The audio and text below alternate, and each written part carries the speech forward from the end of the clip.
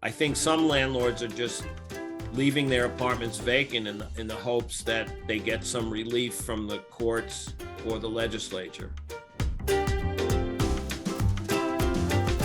How has the pandemic and the new rent laws affected the frequency and amount of tenant buyouts? Very interesting question. When a rent stabilized apartment becomes vacant now, unless it's in a co-op or a condo, the landlord cannot destabilize it. And the most they can raise the rent, even if they renovate it, is $89 a month. Why would any landlord in his right mind buy a tenant out under those circumstances? What used to fuel these buyouts was the fact that if the landlord got that tenant out of that apartment, they would immediately see a multi-thousand-dollar increase.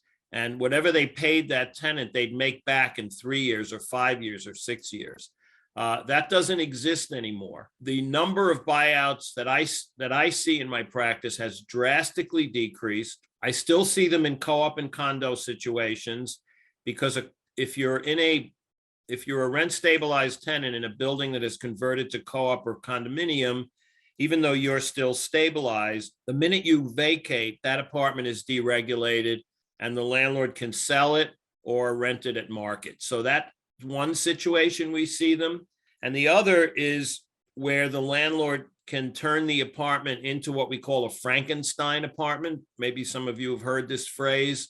This is when the landlord combines the apartment with an apartment nearby and creates a larger apartment, or chops the apartment up into smaller apartments. And under current law, they can then charge what is called a first rent for that newly created apartment or apartments. First rent meaning whatever the market will bear, whatever the next tenant is willing to pay, but then the apartment goes back into rent stabilization. So in those situations, we're still seeing some buyouts. However, there is legislation pending which would outlaw Frankensteining. The DHCR is considering outlawing the practice as well. Landlords are a little bit queasy now about doing buyouts in those situations because they're afraid that the law will change and they won't be able to do what they planned.